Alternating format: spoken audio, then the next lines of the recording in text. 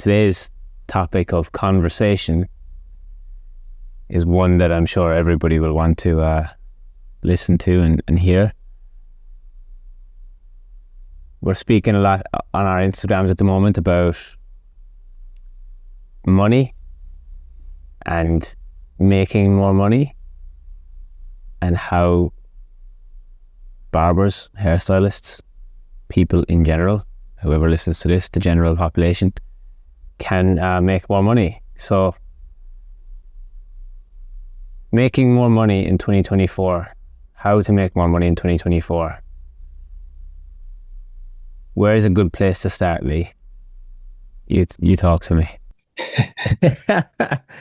Talk to me.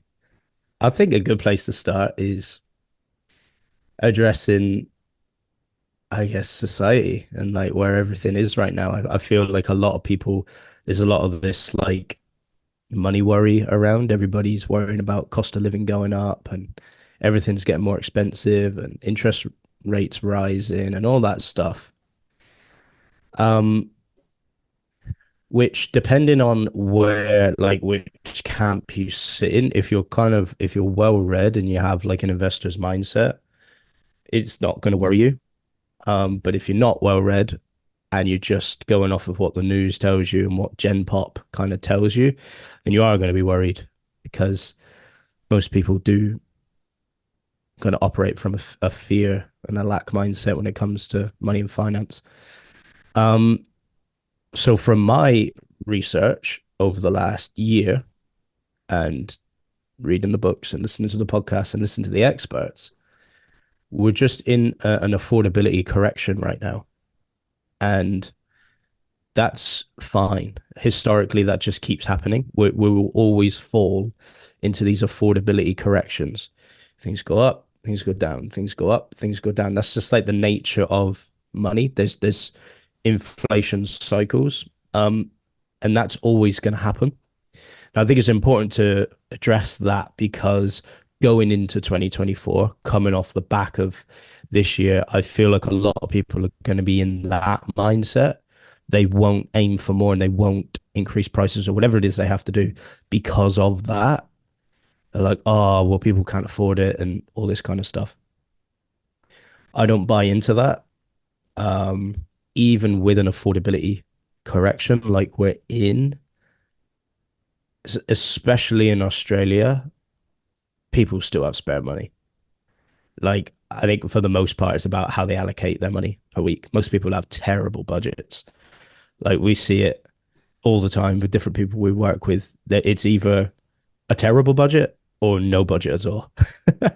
And I think if people get a bit better at their cash allocation, I think this whole like correction wouldn't be an issue. And it's in the name of it, like an affordability correction. People get worried because they're not going to be able to afford the things that they want to buy. And a lot of the times it's not important things that they want to buy. It's just their addictions that they want to buy.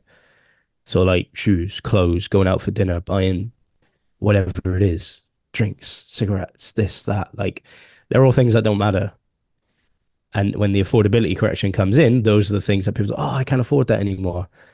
Well, if you had a good budget and you just have a look at what's going on in your life, it probably wouldn't be as much of an issue. So I think it's important to address that. We're in an affordability correction right now in all things. It will come back. Interest rates will come back in our favor. They can't stay hard forever because banks aren't that silly. We've got to realize banks are businesses as well. They're not going to price themselves out of their own market. We need to start there, because it doesn't work in their favor. If prices stay high forever and nobody can afford anything, that doesn't work in a bank's favor. So it's important to start there. And 2024, Chinese New Year, is the year of the dragon. And that is the year of fortune. And again, from my research and from the predictions of the experts, they feel mid-2024 is where things are going to start to come back up again. So it's perfect timing. It's perfect timing. I think if you're scared right now, if the thought of getting more in 2024 scares you, or you think, nah, that's not possible, these boys are talking shit, Maybe have a little look at it. Maybe it's not as scary and as far off as you think because of those two things. Believe Chinese New Year or whatever as much as you want or as little as you want, but isn't it interesting coinciding with the experts' predictions mid-24 that we're going to start to see things come back up again? And it's Chinese New Year, the year of the dragon, the year of fortune. I think it's going to be a good year. And there's a few other things going on as well, like in different markets. There's a crypto halving again, which is always good for crypto. That's going to, crypto prices might bump again. I think people are sleeping on that space because, the rep that NFTs have got lately, everyone's bagging out NFTs. Well, I said this from day one. You got to look at the technology, not what it's worth. Stop trading it for money. Look at the technology. I think the technology is here to stay. And yeah, I think we're going to start to see the transition of people making money in new ways. We've already started to see it, but especially in the barber world. So that's where I'll start on like a market and a kind of society basis of where psychology might be at when it comes to money and what's possible in 2024. Because the title of this podcast could seem a bit off for some people. Well, what do you mean get more in 2024? It's like we're struggling in 2023. It's like, yeah, but we have to understand that all things change. This too shall pass, and we're just in a correction.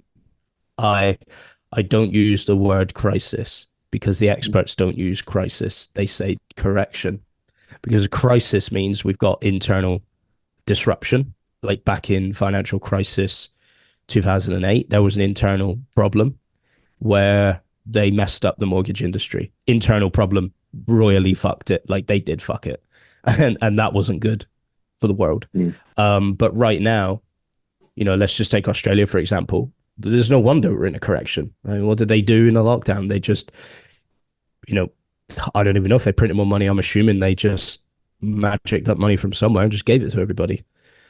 Of course we're in a correction. Where's that going to come from?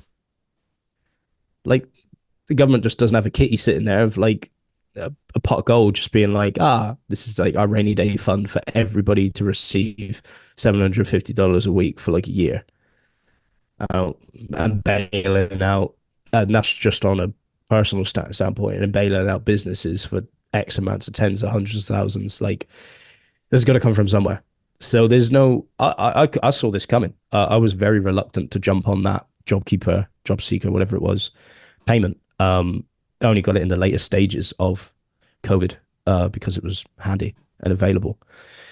I was very reluctant because I always had thought in my head, again, Gen Pop, not well read, goes, cool, free money. The investor or the person who is well read goes, where's this coming from? And what's going to be the aftermath of this? So, because banks don't do that to you. If you can't pay your mortgage 1 week, you get a letter in the mail saying, where's our money? They don't go, it's okay. We'll just take that out of the pot of gold that we've got for people that can't pay. So that's not where we're at right now. We're not in an internal mess up. Kind of is, but it's more of a correction, I feel. It's an affordability correction. And it'll come back. So I think it's good to start there. I think that is setting the premise for psychology of money right now at large. Yeah, I find it a fascinating topic because to hear, the general conversation around it and to think that it's having to come back up from somewhere is kind of hard to believe because people's actions and people's words don't match up. You'll hear everyone play the fucking poor mouse and have the pity party, yet they still have all of their luxuries and the things that they want in their lives. So like, come back up from where? And I that's where I'm at in Australia as I'm obviously not in Australia right in this very moment, but like when I look at Australia, it's a very privileged country, like the same people who are complaining about, for example, the price of a haircut can go out and do a 2 or 3 day bender at the weekend. It's just because the price of the haircut doesn't fit into the budget on their list of preferences and priorities. There's no problem with money. It's just how money is spent. There's no problem with the amount. It's just how people are allocating it, how people are spending it. The correction, like you were saying, it's like people got used to living in a certain way, and there is people out there who believe that, you know, cigarettes and alcohol are part of life, like that they are as normal and as natural as things that grow out of the ground. Like, they are made up distractions and things that you're addicted to, and, you know, that's okay, but just have the awareness around it, and know that, like, if you were to really do a dissection of, like, how do I spend my money, and I know, like, even me saying this, I know that there's things that I do that I could tighten up as well and save a lot more money. There's things that we could even do in our business. We're doing a bloody course right now around finance to get more profit out of our business. You know, like, there's things that that we can tighten up and correct, but, like, at the same time, I'm not going to play the poor mouse and play the pity party when I have all of the luxuries that I want in my life. Like, there's no way I'm going to talk about that kind of stuff. Even on baseline, when I was in the barbershop and I was just on baseline and I was going out at the weekends, like, it was very rare that I couldn't do what I wanted to do. I still, in that phase of my life, still had the Stone Island. I still had the bloody Nikes, the shoes. I still had whatever I wanted. I still had it all. So, like, it's the same people that will have the stuff that will complain about not having money. It's just madness. So if they actually had an insight, if they got a magnifying glass out to their lives and had a little look into, like, how they spend their money and the trends around that, they'd realise there is no crisis. They are the fucking crisis. You know? I couldn't agree more, and that's why I said that at the start, is like, you explained it beautifully there. It's like, the correction is how people live their lives. That they're like, oh, things are going up in price. I can't buy the extra things in life anymore. Oh, I don't like that. And that is the proof in the pudding. And a lot of people aren't going to like this, but that's the proof in the pudding that it is an addiction. Like, it's not an addiction when you say, I have these things because I know I just can get them, but I'll be okay without them. That's not an addiction, because the day that you can't get them, you go, well, I said I would be okay without these, so I have to be okay without these. That's not an addiction.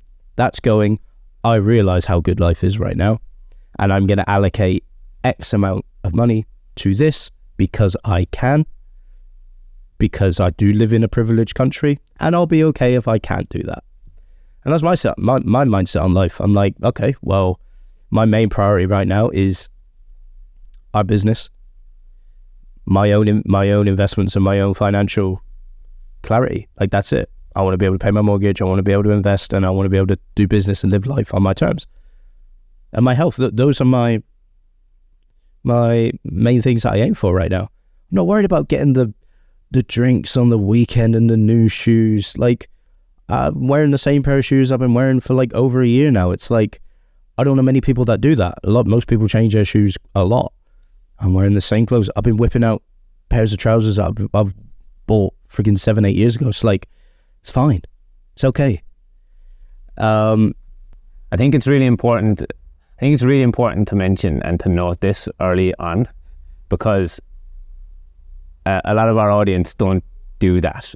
Okay, so that's like a strange behavior for a lot of people. It's like, whoa, well, what do you mean? Like, I have to, you know, get the new stuff, or like wearing the new things. And but the caveat here is, Leigh bought a house when he didn't have a business. And for the people who say that you can't make money in barbering, that's not true, because Leigh bought a house. Leigh bought a house while he was an employee working in a barbershop. Now, it was obviously, you know, you had to put a lot of grind into that and work multiple different jobs in order to do that. But it's not as if like you're just not having these luxuries for no reason. There's a reason, because you're setting yourself up for a more longer term. So it's short term versus longer term thinking. That was also 4 years ago. This ain't a new concept. It's not a new concept. I've been reading up on this shit for 10 plus years. It's not a new concept. So, and prices weren't as much. I wasn't making as much as I was now, like, albeit I was working 2 to 3 jobs, but that was my choice. I knew that those couple of years going underground, and you know, the weird thing was, like, I still managed to do that and still have the things that I enjoyed, just out of having a great budget and knowing what my priorities were, knowing what my financial clarity was, and just knowing what all those things were and meant to me in my life, and looking at it from a long lens. Now, anyone who's just complaining about the prices of things and I can't do this and oh, it's expensive, it's like you need to look at your budget. You have to look at your budget. And can you save more than you spend? Or can you just not spend everything that you make? Because the average stat is like, this is an American stat, 17% of, no, what is it? I don't know, X amount of Americans spend 17% more than they make. Like, and when I first heard that stat, I was like, well, how does that work? And then I realized, oh, credit, obviously, credit cards. Be careful of credit cards too. So yeah, we're living in a world of credit. We're living in a world of we need everything right now. And I'm trying to trace back where I got this from. I just think it was an upbringing thing. I really do. I didn't come from money. Come from a big family. So it was like we only could afford the things that we needed. And that was great. That was awesome. We always had things that we needed. And then when it came to the things that we wanted, my parents weren't the ones to go out and just go and get it right away. They said, okay, there's either like a, I don't know, is there a way you could make pocket money, or is there a way you could do some jobs around the house, or if you really, really, really want it like this, it might be for an occasion like a birthday or Christmas, or we're just going to have to save up and put money away weekly to go and get the thing. And that speaks to a budget. So yeah, great place to start. I think let's start on that whole topic of budget. Like, why don't people budget? It still blows my mind when people are like, oh, what? That's a weird concept. I'm like, how's that a weird concept to you? How on earth do you live your life? If you don't have a budget, how on earth do you live your life? Or you just see like X amount of money. Yeah. I kind of do understand in a way, and I'll tell you why. Because we're not taught about this in school. This isn't something that we're taught about when we're kids, and for the most part, our parents don't really know much about it either, unless they have run a very successful business. And, you know, it's no surprise when, you know, people continue in life and family lineages continue building big businesses or successful businesses because the literacy is passed down to the kids, like in some way, shape or form. Now in school, the goal of school isn't to have people be good with their money. It's to create more of the problem so that we can fix it with the solutions, and to get people to pay more tax and keep people on the breadline, so it keeps the system moving. And that's just the way that it's been set up. Whether you believe that or not, that's up to you. But in school, they don't teach us, like, there's no critical thinking. There's no like real life applicable skills. I had this conversation last night with somebody. Somebody asked me how was my experience in school. And I just thought, like, it wasn't great because I couldn't see how a lot of it applied to the real world. Like very early on, I had the ability to critically think, and like when I can critically think in an environment like that, it was very difficult for me to like put time and effort and energy into something that didn't matter, like, or I wasn't going to get something out of. So I can see why people don't budget, because it's just never been a habit that they install into their lives. You know, for example, let's take $1,000 a week as a paycheck. You know, I've witnessed people get their money and not even put rent aside, not even put bills aside, not even just cover like the basics, and just spend on the luxuries. And like it doesn't make sense to me on a logical level. But what does that show us? It shows us that life is too easy. You know, the same people who will complain about not having enough money for, you know, the things that they actually need, but then have all of the money for the things that they want, are the same people ordering Uber Eats fucking 10 times a week. You know, if you're ordering Uber Eats 10 times a week and you're telling me you don't have money for something, then you're lying to yourself. And if, you know, I said it during the week on one of my posts, I was like, people lie. And if you think it's bad that they lie to you or us, it's even worse that they're lying to themselves. Because it's a slippery slope. Yeah, now that you put it that way, you know, it's obvious. And I think for me, these things are so obvious to me that it's just a given. I'm like, I know that the school is an industrial system, so it doesn't even come into my mind as like, well, of course we didn't get trained there. I get that. And I think I had a bit of this in me at school. I'm just going to go back 2 steps. So the school system is an industrial system. It was made to create workers, like good, educated workers. Now we have to understand that. Workers who are ready to go into a system that gives them weekly income. So there's no need to save, there's no need to invest, there's no need to do any of that. Why? Because you're going into a system that's going to give you weekly money. Here you go, bit more, bit more, bit more, bit more. That's okay. But what we've seen over the years is that's not working for a lot of people. And it's also not safe anymore, because the industrial system it's not the only thing anymore. We have an information system and we're online, and there's just a million ways to make money now. But I think from early days, I've always just seen school as school. I'm like, that's just where you go to learn some stuff. Like I've always been very curious about these things, and I think I critically looked at school and I was like, well, it's not making sense to me. When I'm in school, when I'm out of school, it's not making sense. Like, the two worlds don't really collide. Like, anything I learn in school, I don't use out of school. The worlds weren't colliding. So I just thought, maybe they just send us there because they just want us to know some stuff. Like, someone decided that we needed to know some stuff.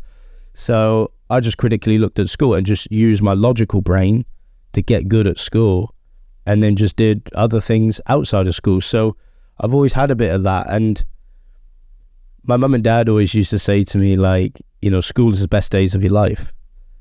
You'll regret it one day. Like, because, you know, everyone's like, I can't wait to leave school. And they were like, don't be so quick on that. Those are the best days of your life.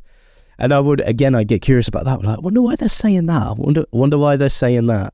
I'd argue that one now. Yeah, no, but I know now why, because it's never easier. They knew, they were like, look, fucking nothing's happening there. Like, at my school, I went to a school where there were some like quite bad students. If you really, really played it and laid it on, the teacher would just do the work for you. It was that fucking easy. Like, if you were really that bad, teacher would be like, all right, you know what? Here's some of the answers.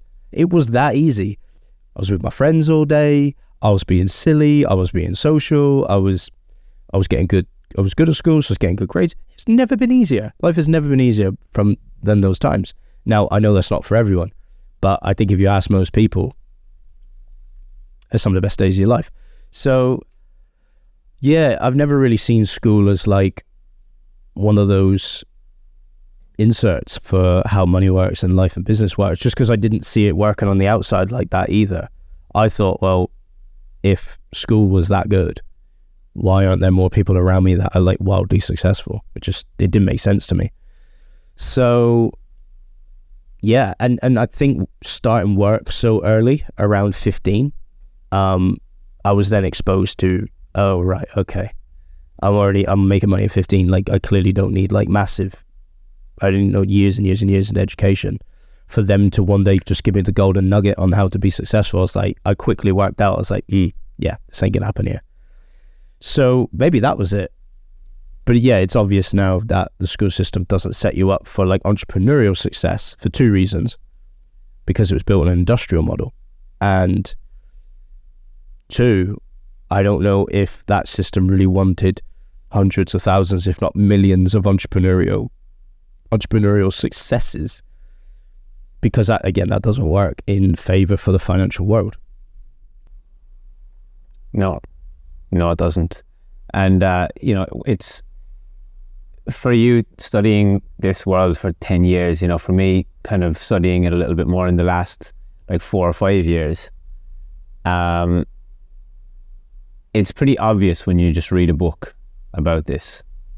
Like, you pick up something like Rich Dad Poor Dad, you read it and you're like, yeah, it makes a lot of sense as to like why people are the way they are, why some people are the way they are, why some people are the way they are in two different sides of the spectrum, on both sides of the pendulum swing. School infuriates me, just to kind of backtrack on that a little bit, because I was just thinking about it, like, there was times where like I would critically think and I would ask questions and I would be told not to ask questions. Don't ask questions, just do what you're told, And like, if you think back to like the way things were like for generations and generations, there's certain job roles and certain job titles that were always put on a pedestal and nothing ever got questioned. If you look at like, teachers were that, like doctors, lawyers, people wouldn't even consider the fact that these people could be like corrupt and like trying to like capitalize and make money off of other people, or not even that. Like, I don't even think teachers are corrupt. Like, don't get me wrong. I think they just don't have the ability to critically think themselves, so that when a student or when a kid does ask them that, they don't like the fact that a student is asking them that, because it's making them question their reality. And they don't want to question their reality because they don't like their reality.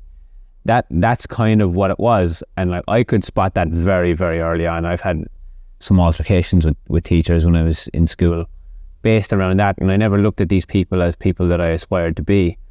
However, where's the social proof? Like, that's why. Like, where the fuck's the social proof? Like, when I listen to Robert Kiyosaki, if I pick up Rich Dad Poor Dad and I listen to Robert Kiyosaki and I see that, he's got investments here and investments there and he's got millions and fucking billions of dollars now.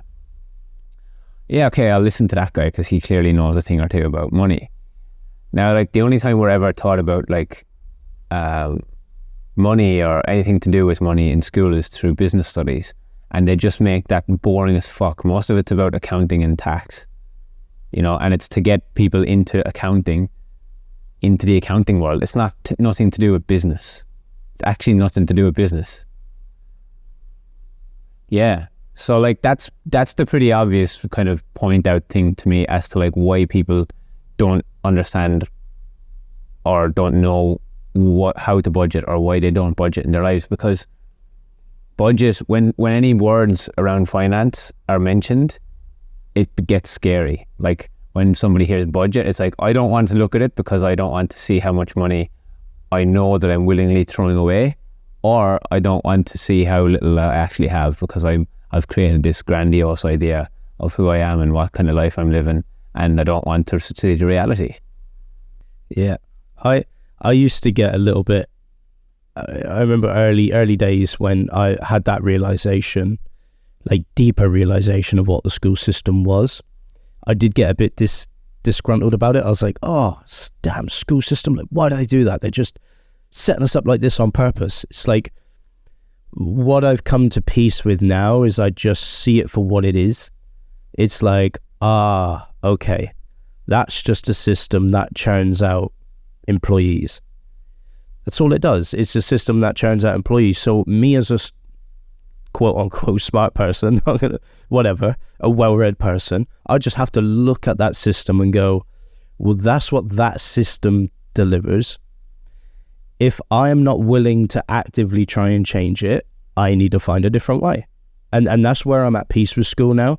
I'm like, well, school system, I can't expect it to do anything else because that's not what it's designed for. It's designed to make employees.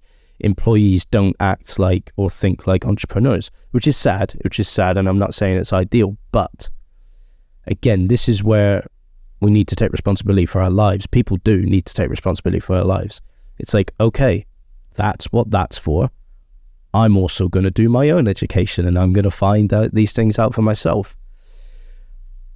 To your point of like those revered positions and jobs, I always draw a link to those as well. I'm like, why were teachers and doctors and lawyers and all these people revered as like the high, well-to-do jobs? Well, they spent more time at school. What does the school system want you to do? Spend more time in their system. So what are they going to do for that? They're going to reward you for that. Of course they are. Like, oh, this guy spent 14 years at school. Oh, he's revered. Yeah. Not this guy, he only spent 7 years at school. Oh, he's not as good. It's like, of course. It's just to keep you in their system. Of course they're going to reward that higher one. Now, also to your point, which I loved, is like, are they doing well financially?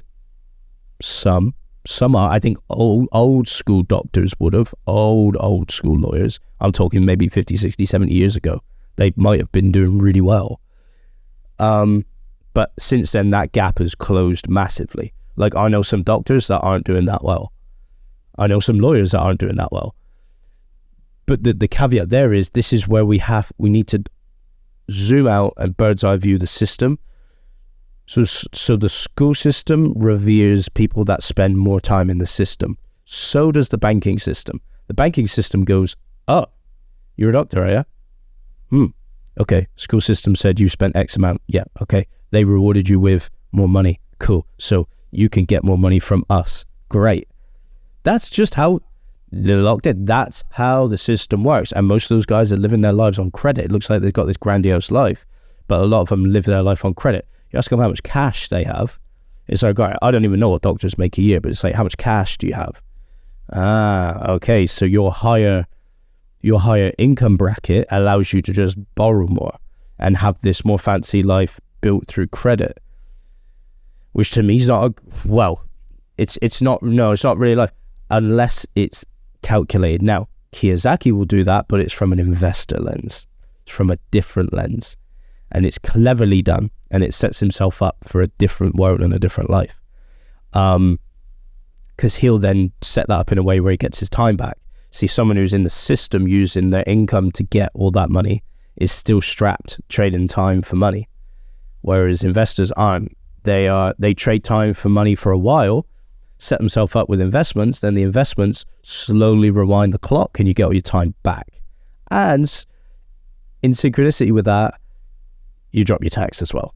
A lot of these guys manage to reverse their tax down to next to nothing because they invest in things that the government want, which is housing, food, fuel, whatever else, energy. When you invest in those things, the government need those things, so they're going to give you a tax break. Therefore, you get your time back and you reduce your tax. Magical. How can you hate that system? When you really zoom out and bird's eye view it and realize the systems that are in play, you just zoom out and get to choose which one do I want to play. Do I want to play the old school schooling one where I trade time for money, or do I want to zoom out, trade time for money for a little while, just so I can build a cash reserve? Because let's face it, there's not many other ways to do it. And then I can start to swing the boat the other way. And it's the second half that we're not taught. That's a bit taboo and a bit, oh, what are you doing there? Yeah, well, there's the whole, and I don't want to get this whole thing mistaken around like the saving piece as well, because a part of what we'll probably speak into is like what you just said is saving to a point and then actually turning it the other way and turning it into an investment. But without having anything to invest in the first place, then you're kind of stuck. So yeah, ultimately, like some of the massive things for me, like in my learning journey, have been like, really understanding the difference between, assets and liabilities, and understanding the difference between what an asset is and what a liability is. And most people buy assets which are actually liabilities, like thinking that they're assets. And and you know, I've met people who just have put little to no thought into any of this at all, and just, you know, as Stephen says in one of the Diary of a CEO, in one of the chapters, like, just turn into an ostrich, like bury their head in the sand when things get a little bit scary and don't want to look at it. So but yeah, look, I mean,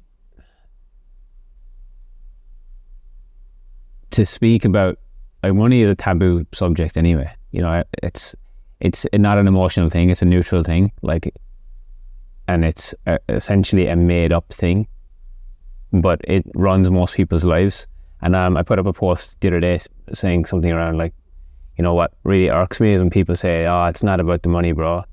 But, like, it really is about the money. You know, like, if you get really honest with yourself, it really is about the money, because most people's lives are run by money, and it's not a bad thing. I'm not saying that that's a bad thing, because we do need it as a currency in order to survive. But, you know, the same people who say it's not about the money, offer them more money and watch them take it. You know, you'll see how quickly it does become about the money. So money, again, is a tool. I think the caveat here, like, for all of it is, like, it's a tool, right? And Leigh spoke into something really beautiful there around, it gets you your time back. The more money you have, the better you can use it. The more money you have, you start using it as a tool in order to get your time back, but you can also use it as a tool in order to save you from paying things that you would be saving, or that you wouldn't be saving in the first place. So, for example, like, it's so funny that you speak to, like, the kind of hierarchy of jobs and you know, the doctors, the lawyers, and this and that. Like, they might get paid more money in terms of a yearly salary, but they also get taxed at a much higher rate as well. So they get rewarded with the title, but they get basically, you know, disciplined with the tax. So it's kind of like keeping them in the same place. And then they'll buy the house and they'll buy the thing to kind of meet the title. It's all like a psychological, like, they're basically getting psychologically bum-fucked by the system. And, like, that's like that's it. Like, that's, of course they get manipulated into that. Let's reward staying in school for a long time with status and money, two things that most humans thrive on. They, you know, psychologically, we can't even choose those things. It's just in us. Stats games are at play all the time. But what does that do? It's the system. Guys, you need to zoom out and bird's eye view the system. I don't love it or hate it. I'm like, it is what it is. That's the system. I'm like, that system produces this. I don't judge it. Good, bad, don't care. But I get to choose if I play in that system or not. It rewards you for staying in school a long time with status and money. What those two things do, exactly like you just said. It makes you get taxed more. So what does that do? Puts more money into the system. You can also borrow more. What does that do? More interest. The more you borrow, the more you have to pay back in interest. It's like, if you can't see that, the two things that the government and the bank makes the most money out of is tax and interest. If we can't see that, but this is what I mean, you have to get read on money. You have to get well read on money. You need to know how the systems work. You know how the tax system works. You know how the banks make their money.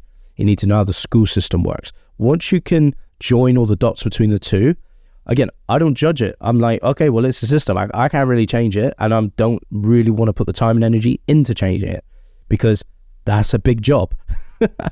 And that's just my choice. Again, I'm not going to judge myself for that. So I'm just going to choose how I play that game.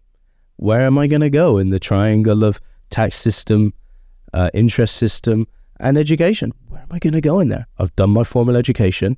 Now I take it into my own hands, and I'm playing the tax and interest game in my own way. That's it. That's it. But most people, I don't even know where they think they are. Like, some people think, oh, I'm bored, I'm going to go back to school. Okay, well, you're back in there then. You know, you're, oh, I'm going to do this. I'm going to save a bit of money. Okay, we put your savings into the bank. They're gonna tax you on that. Okay. It's like, if you unconsciously go about that game, you're gonna just be smacked around like a bloody pinball machine. There's money made on all ends of it. All ends. And just to accumulate isn't necessarily a good thing either. You know, like, you know, we're budgeting and we're looking at years ahead in our business. So we're thinking, well, what are we going to do with the money when it comes? Because just to accumulate, like you said, doesn't pay us off, because if we're just taking it and holding on to it, then what happens? We get, the interest rates go up, or we start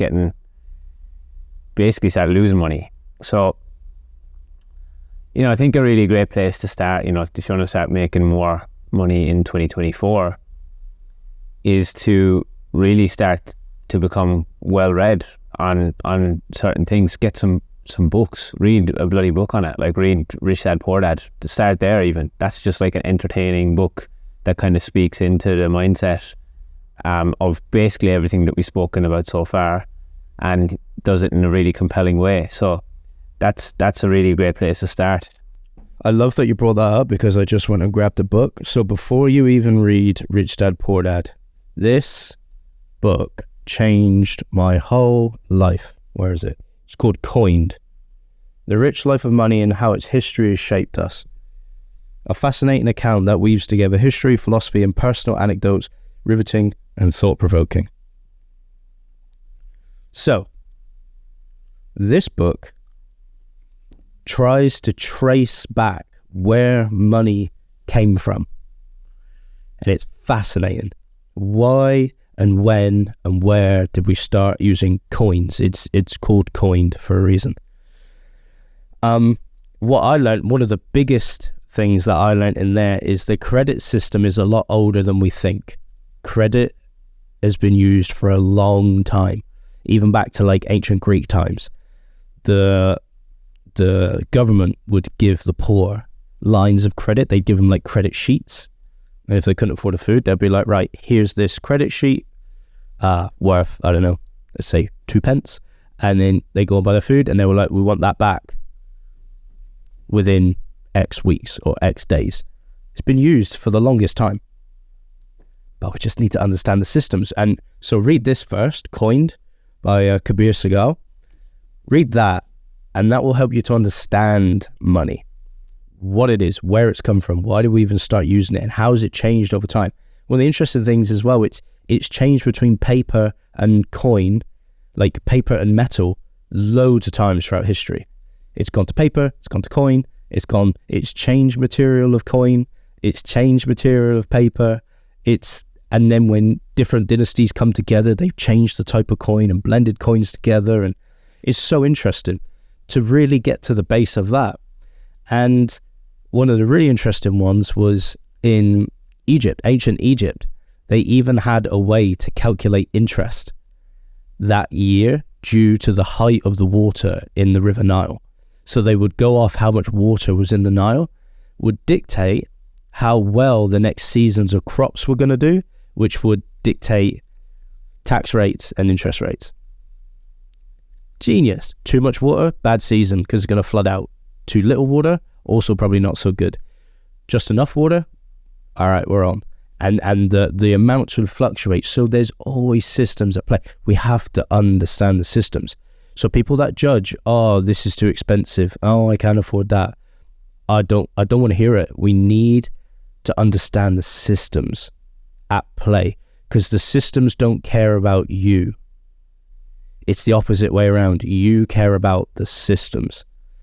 And we need to realize that about money as well. Money doesn't care about you. Business doesn't care about you. It's us deploying too much care or too much judgment on it. And then when we understand the systems, then we can release our judgment on them and go, okay, here are my levers. How am I going to pull them? And how am I going to play this game? Then when you realize that, you realize, oh, it's all my doing. It's all up to me. It's all my responsibility because I understand the systems now. And that's why, back to our point at the start, this is a correction. This is part of a system in play. It's a correction. Always has happened, always will happen. And the other great thing about reading books like that, moving on to like Rich Dad, interest rates have been way higher than they are right now. Like up to like 17 to 20% interest rates. They're nowhere near that right now, and people are losing their minds. It's like, but when you have a good budget and you do the numbers and you think like an investor, it can work for you anyway. Like the investors always say, it doesn't really matter about the interest rate.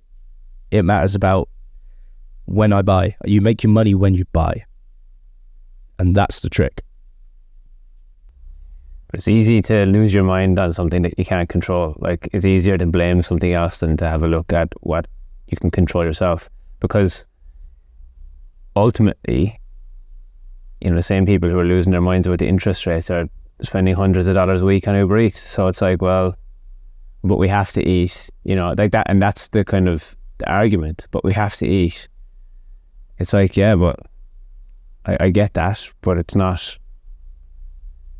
just not feasible. So this is crazy, by the way. Just another point on this book. I got gifted this book and the date is in it of 2015. So that's what, 8 years ago, nearly 9 years ago now. And the person who gifted it to me put a beautiful note in the front. It says, they say a reader lives 1,000 lives before he dies. A reader lives 1,000 lives before he dies. Yeah. That's all. That is the only motivation you ever need to read a goddamn book. Read a book. Like, Charlie Munger just died. He's dead now. We can't access him any longer. He's written books. Warren Buffett's right-hand man, one of the smartest dudes ever to live on the planet. He's written books. Read them. He will cut you down hundreds of years of financial wandering. Warren Buffett said the great line as well, well, the lines I've used forever, and it's set me straight on all of my things I've ever wanted to learn, is people learn by mistakes, but they don't have to be yours. That goes to say the same thing. They say a reader lives 1,000 lives before he dies. Read the lives of others. See what others have done. Before you go and complain, oh, this is expensive, I can't afford that, or you can't do that. Read a book. Because when you realize interest rates have been quadruple what they are now, or 3 times what they are now, oh, not so bad then, is it? Maybe it's me. Maybe it's my budget. Maybe it's the way I make money. Yeah, couldn't agree more. I think a really interesting place to go with this next is the whole like getting ahead piece. You know, we've kind of touched on it a few times, like the whole getting ahead piece, because a common thing that seems to happen is it's like, okay, let's make more money in 2024. Okay, that's the name of the podcast, make more in 24. Let's make more money in 2024. So what happens when we do make the money then?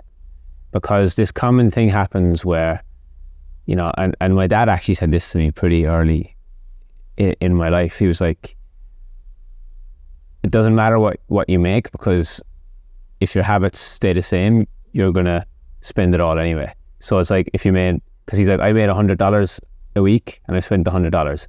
I made $1,000, well, it was actually euros, and I spent 1,000 euros in the week.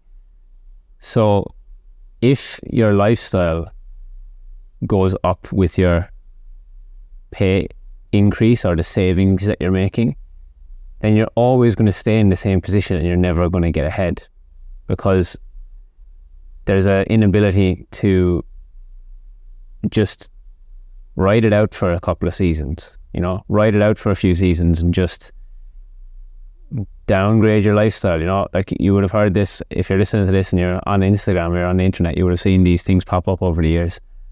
You know, I think Jim Carrey might have even said it, or someone like that. It's like, if you can't downgrade your lifestyle for a year or two in order to get ahead, you're never going to have money. And that's exactly where the system wants you to stay. You know, that's exactly where the system wants people to stay, is not having the money, because that plays into their system. It plays into the narrative of what they're trying to create. So my thoughts on that are like, you know, we're doing a free training in January on Make More in 2024.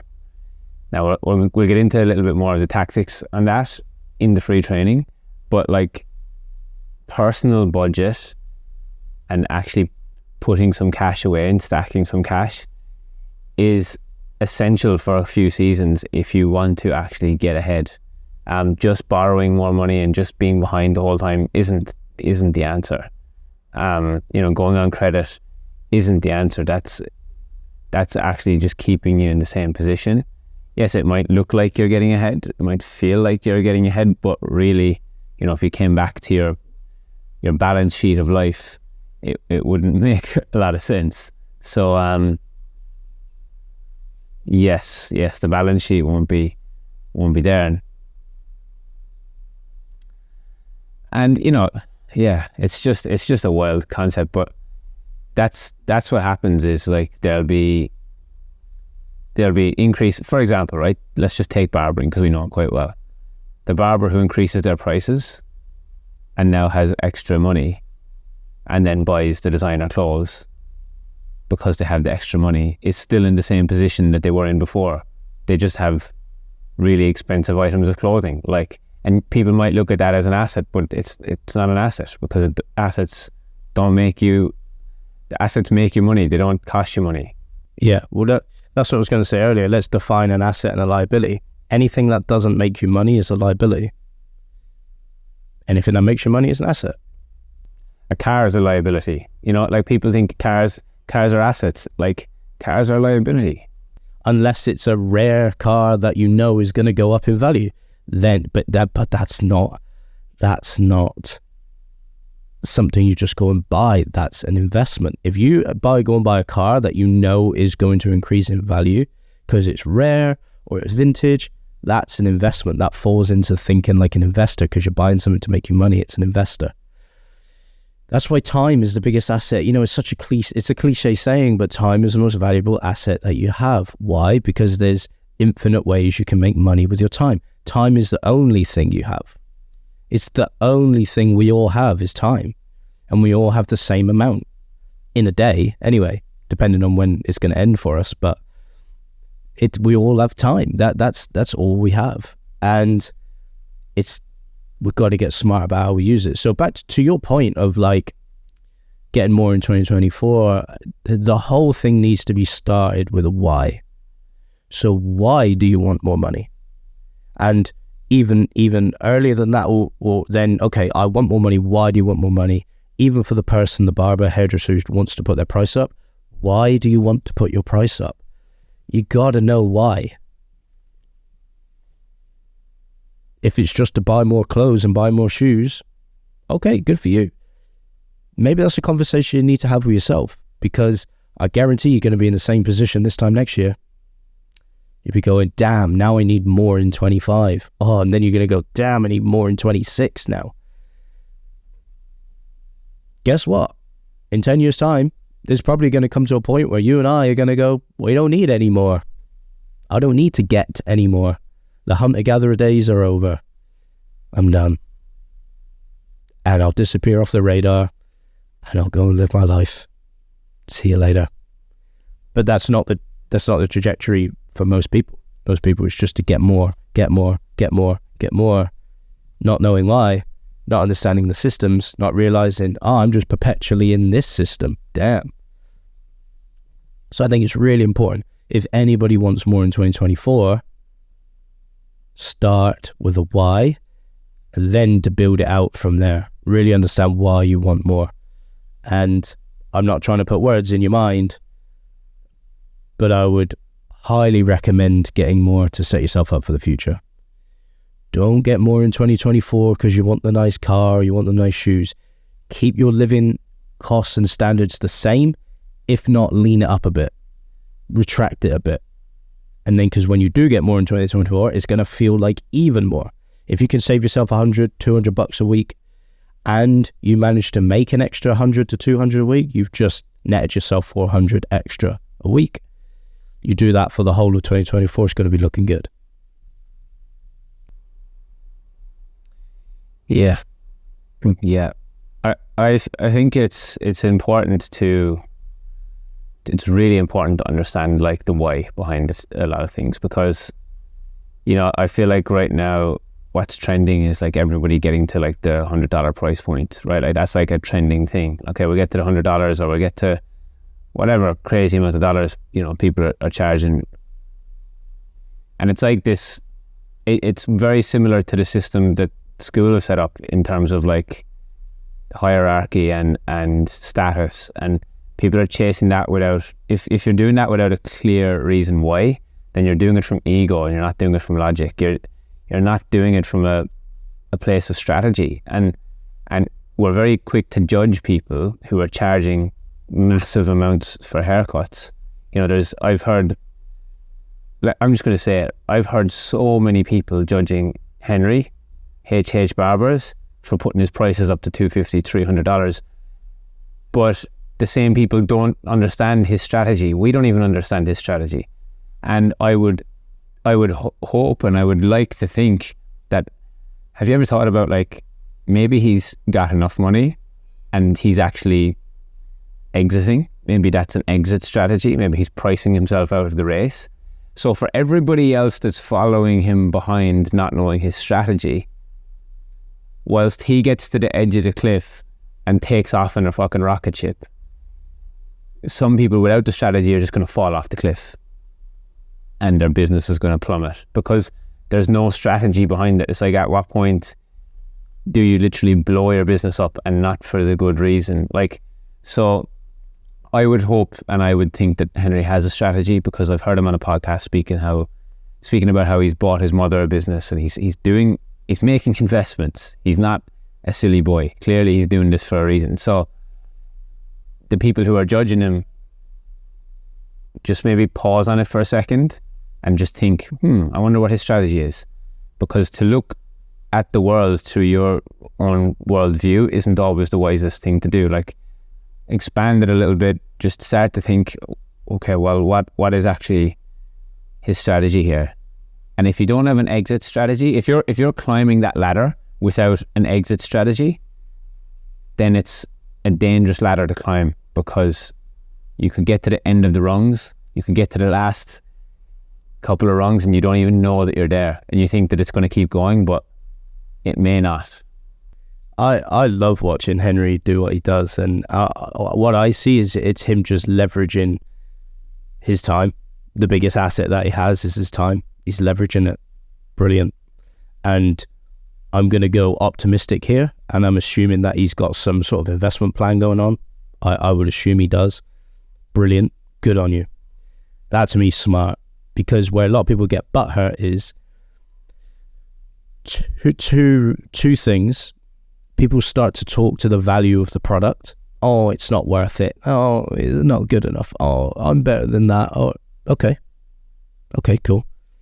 But what's the value of anything anymore? I've seen some really bad barbers charging more than me, and I've seen some great barbers charging less than me. So who knows? I love what Gary Vee says. The market will tell you what's worth it. And clearly, for whoever's paying attention, Henry's market is telling him, spot on, I'll pay it. Because people are paying it. The market is paying his price.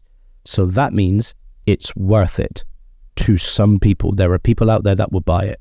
Now, at the moment, it's working. Brilliant.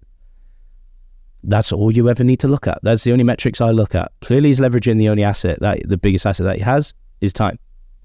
It's not about the quality of the product. Doesn't matter about that. The market is telling him right now that what he does is worth it. Now, in A&P, we dig into the metrics and why it works for him and all that kind of stuff, which, again, there's a little bit of magic in that as well.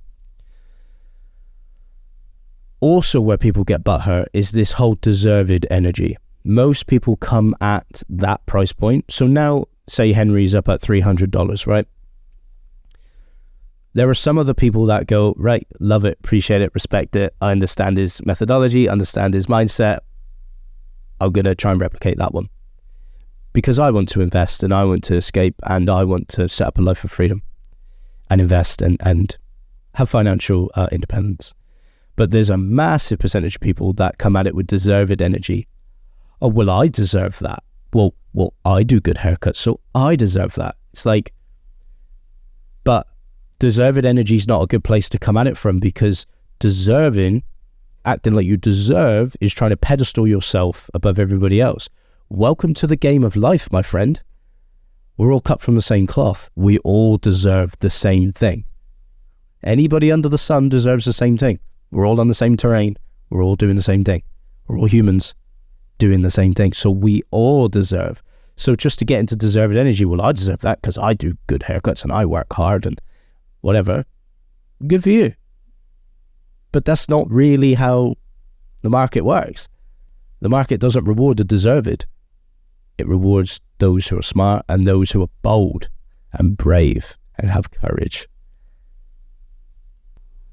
I don't know if anyone has figured it out by now, guys, but what Henry's showing us is that it's not about the product. And like I see a lot of people getting really hurt about that, and it really becomes a self-worth issue at the end of it all. You know, like if we were to sum up all of what we're just speaking about, it's a self-worth thing. You know, it becomes people are taking it personally when it's got nothing to do with them. What Henry Eoin charges for a haircut has absolutely nothing to do with you. Like, get on with your own business and stop fucking worrying about other people, and do a little bit of research. Like we were saying, read a book, start budgeting, start putting a strategy together for how you're going to get to where it is that you want to go, not where Henry wants to go. Don't get caught up in his world, because he's got his own plans. And nobody knows what those plans are apart from him and maybe some people in his close circle and his mentor, Deluxe, and all these people. And I'd love to chat to him one day about it. I'd love to get him maybe even on the podcast sometime and just chat to him a little bit more about strategy. But, you know, watch him retire. You know, watch him retire and watch people lose their fucking minds and not understand how.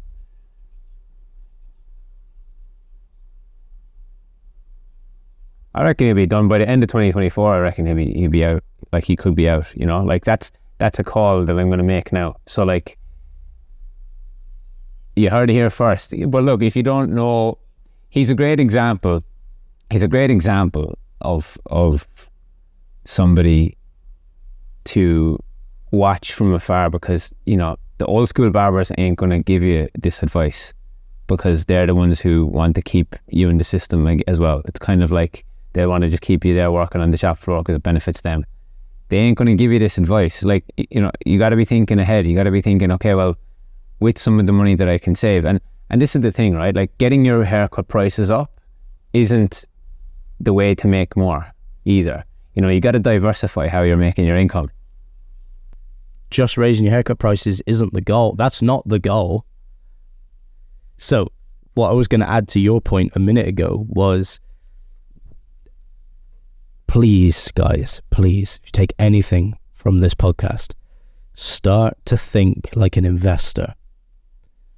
Because an investor looks at all the levers that they have in their life, all the ways they can make money, and they look at how they can leverage them and how that fits into their grand pie of net worth. And all they do is they look at all the vehicles, all those, another word for those levers are vehicles. And all that Henry is doing is he's found a vehicle to make money, to then invest that money to set himself free. Mad respect for that. Mad respect. Why wouldn't you want to get the most money for the thing that you do? I say this all the time. I say this in coaching calls all the time. So let's use a different niche, for example, different industry. Let's go to the real estate market, right?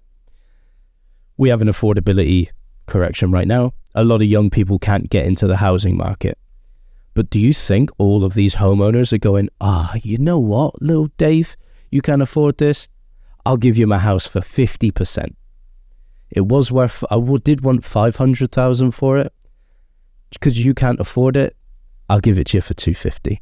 No. Everybody wants the most for the thing that they have and for their investment. And if it's a house, everybody wants the most they can get for that house. Same as time. I personally want to get the most I can for my time. And that's what Henry's doing. It's not about the product. I mean, the product has to be to a certain degree, else the market won't even want it. But he's gotten so good at telling everybody about his product that it doesn't even need to be the best product in the world. Because he's mastered the art of marketing. Then he goes, my supply and demand is demand is so high. I want to get the most I can for the time I give to this thing, and that is what he has done. I'm investing my time into this thing that lots of people want, and I want to get the most for that. That's it. Please, guys, please look at the word. And that there's a fine line. That isn't ripping people off. That's not ripping people off, because again, the market will tell you if it's feasible or not. And at the moment, the market is telling him that it is feasible because people are still buying the thing.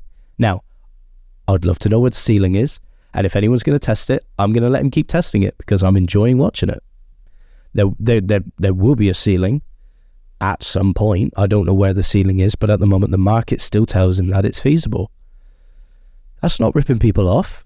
That's not too expensive. That's not, oh, this is destroying the industry. That's a smart business person. That's someone thinking like an investor. He's found a vehicle to make money, and he's using the money to invest for his future. Bing. Well, while Henry focuses on the market and all the other barbers focus on Henry will keep making money, and you'll keep focusing on Henry making money. And that's what's happening. It's not about and look, some of his tactics might be upsetting other barbers, and that's fair enough. Like, I get that. Oh, what did your last barber do? Fuck your hair up. And I get that part. I'm not the biggest fan of that as a tactic. However, it works and it gets people talking. We're talking about it now. Multiple people have spoken about it to us. But to just complain about it isn't doing anything either, because it's easier to complain about that than to actually sharpen up your own sword and actually get to work and start going at it yourself and start focusing on your own market. So again, I'm going to say it again.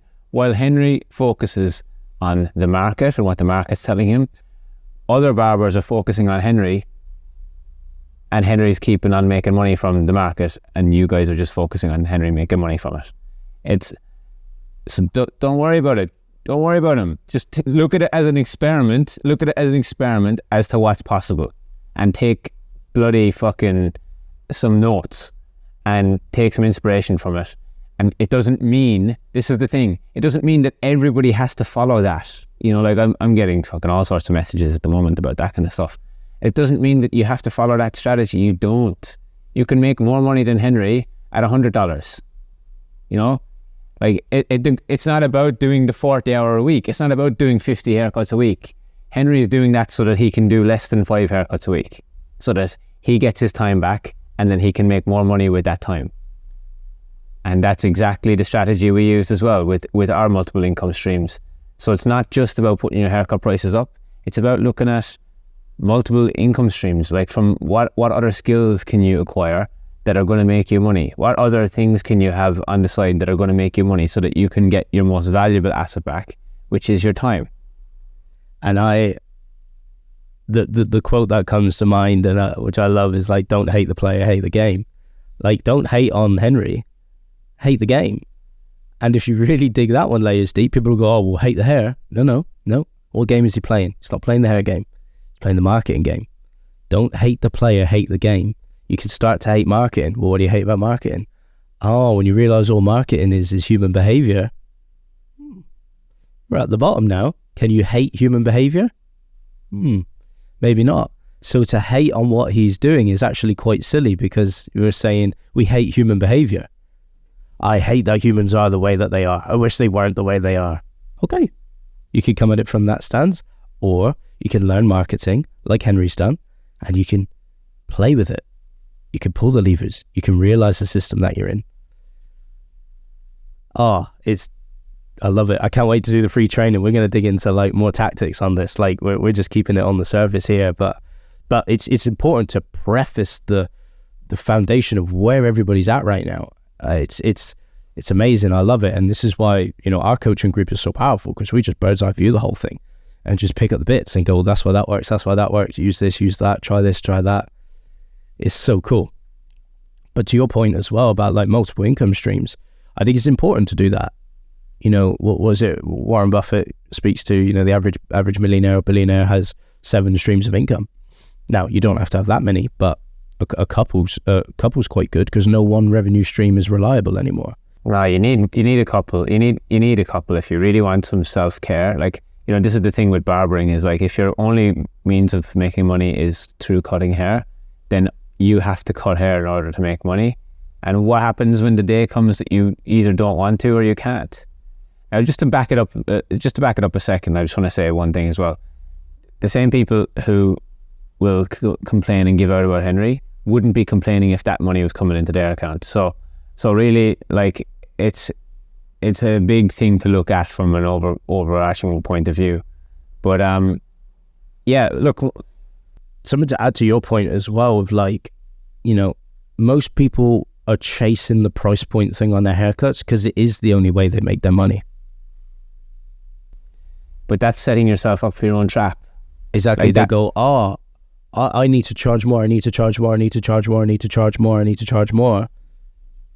Because that's the only way they make money. It's like, but then if you diversify your income streams, then you start to think like an investor. Oh, then it starts to seem different, because then once you start to diversify, I realized that haircutting wasn't the best way I could spend my time to make my money. I couldn't monetize a haircut. And I think the reason we can sit back and look at Henry's thing, getting $300 for a haircut, really, in the grand scheme of things, of what you can make per hour, is not that much. Really. Like, is he given an hour for these haircuts? $300 an hour? It's not that much. I know people that make a lot more than $300 an hour. We've made a lot more than $300 an hour. Then when you sit back and start to realize diversify income streams, okay, maybe that's not the way I can best deploy my time, my most valuable asset, time, into haircutting to make X amount, when I could do this, which can be my bigger income stream. The haircutting can be supplementary. I now think like an investor. I've got a few different things going on. Nice. That's how to think. Yeah. And yeah, it's just a really nice thought experiment. You know, like I heard this one thing a while back. So getting back to the whole piece on like affordability and correction and not being able to afford things, I want to just speak to something, and this isn't like too much of a plug or direct fucking sales pitch or anything. But look at Henry. Look at what he did. He got help. Like, he asked for help and he got a formula, and he followed the formula and he got the results. Like, there's something to be said for that. And all of the people who are doing it and going up in price and doing what they're doing are doing the same thing. People who are about to, you know, turn their business actually into an asset. I think one of the biggest things for a business owner, one of the longest journeys that they'll go on, and it can be a short journey if they have the humility to go on it, is going from business operator to business owner, and understanding the difference. And you know, we've got people in our coaching group who are on that journey, and they've seen the light. But sometimes it just takes that a moment at the start to just initially bite the bullet and go for it. I've heard of this thing a couple of years ago, so circling back to that one is, you know, if I showed up tomorrow morning to anybody, right, like if I showed up to any person in the world and I rocked up in a bloody Ferrari and I said, here's the keys to the Ferrari, I'll give it to you for today. If you can find me $10,000 tomorrow, you can have the Ferrari. I reckon 99.9% of the population will find a way to get that $10,000 because they can see the value of what the Ferrari is. You know, and it's critical thinking. Guys, if you're looking to add some extra money to your bank account next year, just ask yourself, how can I do this? Like, how can I afford this? Like, swap your I can't for how can I, like in all circumstances in life. Swap it around. I can't is just a lazy way to do it. Like, the people giving out about Henry are just lazy. Like, that's the reality of it. They're not trying to even open their minds to think that to actually look at it from an inspirational lens and think, how can we take a little bit of that and do a bit of that? It's just like, nah, I don't want to hear it, don't want to see it. I want to actually just laugh at it and shun it. And look, I fall into that trap sometimes as well. Like I see some things that I don't like them. They're not like something that I like, but I can't help but look at the business aspect of it and say, well, yeah, there's a market for everything. The market is clearly telling these people, oh, I would hope that they have a strategy.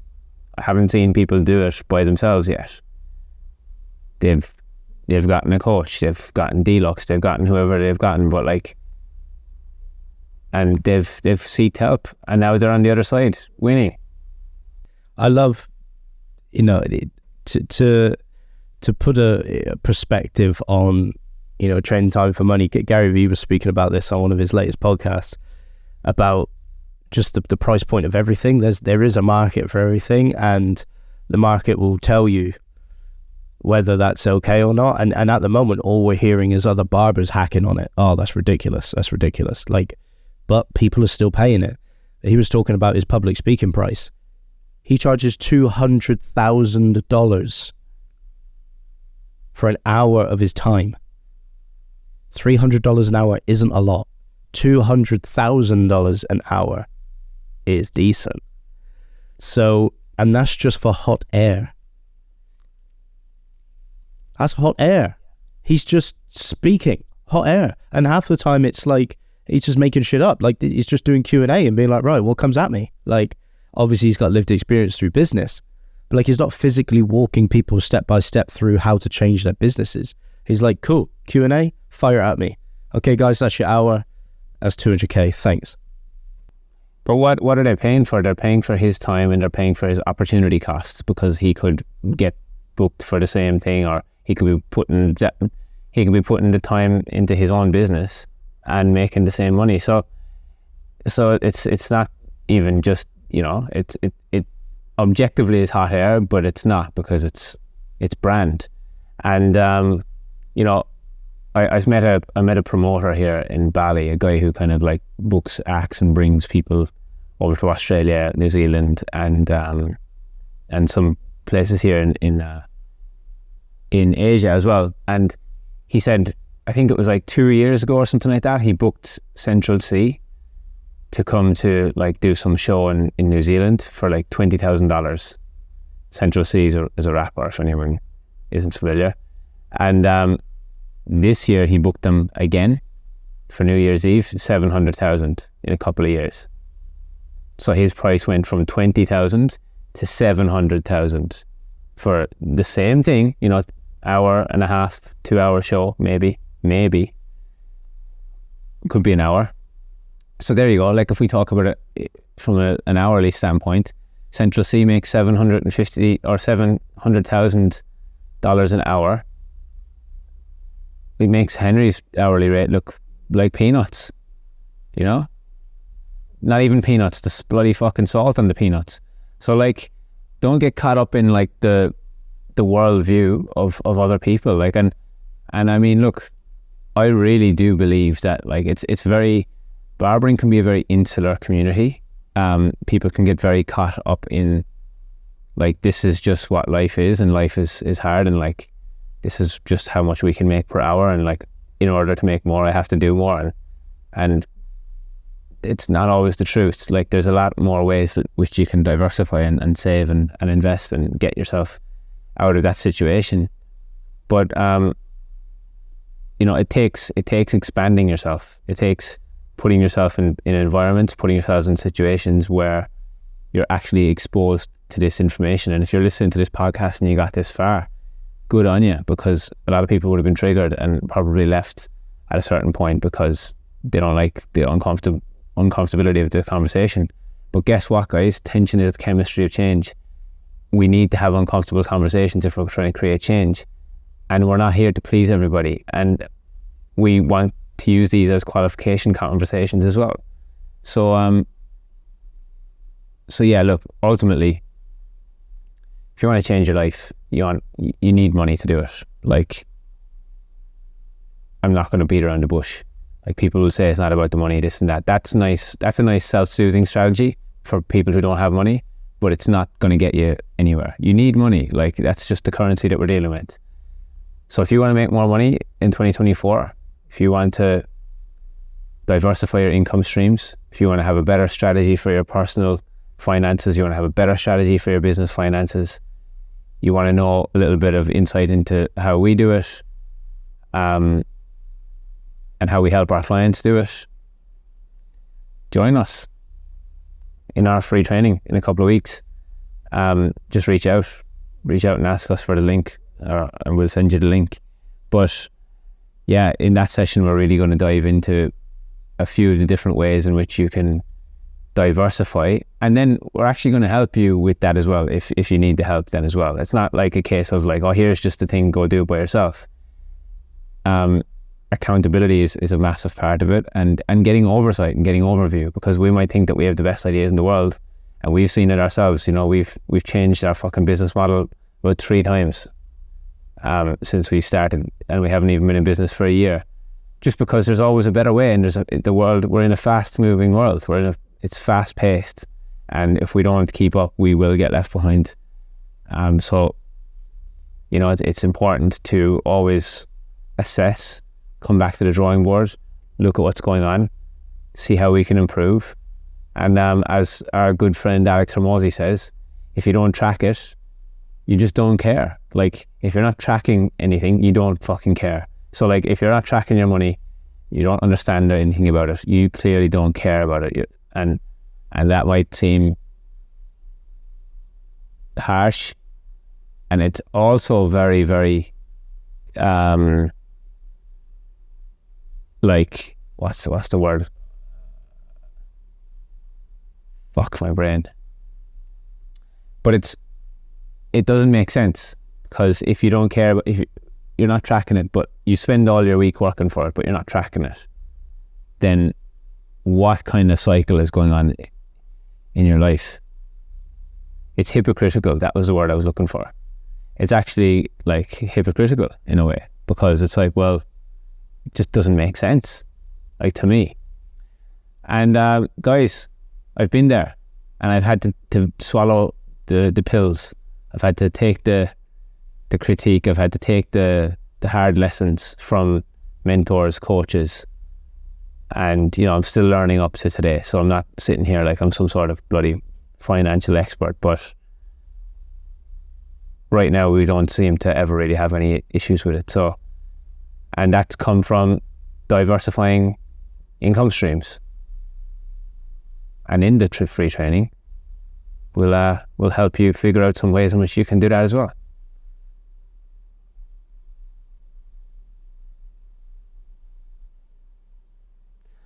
Aho! I'm writing down notes here during the podcast as well, because there's just some stuff to, you know, write down. I think it's important, guys. If you have pens and you're listening to this podcast, you know, rewind it, write some stuff down. It's always a good thing to do, or even write some stuff down from time to time. Well, what an action-packed episode. That was fun, as always. Thanks for tuning in.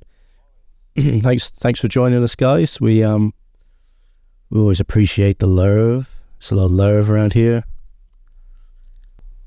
Yeah, but look, actionable steps from today, guys. Like, really open your minds up to learn more next year. If I could give anybody one piece of advice, it would be start now, because I wish that I read these books, and I wish that I had this information earlier in my life, because, you know, we're giving this information right now and helping people with this information who are 21, 22 years of age. And I am just so excited to see where they're going to be in their lives by the time they're our age with this information, as long as they take action on it. So it's just phenomenal. I say it to even my little brothers, I'm helping them with certain things, and it's like, guys, you can be completely retired and not having to do anything by the time you're my age if you do this well. And that's the trajectory that Henry Huang's going on. So no more burying our heads in the sand, guys. If you want to know how to do that and start setting yourself up for that, make 2024 the year that you do that. Reach out to somebody, ask for some help, you know. Reach out to us, ask us some questions. This is what we do. We help people with this stuff. We coach people through this stuff. It's not just to put your prices up and get more time back. It's what do you do then with that money? And what do you then do with that time? And how do you set yourself up for wealth, generational wealth? And, you know, nothing's really passive, but like, for lack of a better word right now, passive income. Like, you do the work now, you get rewarded later. Simple as that. See you next week. Bye. Bye-bye.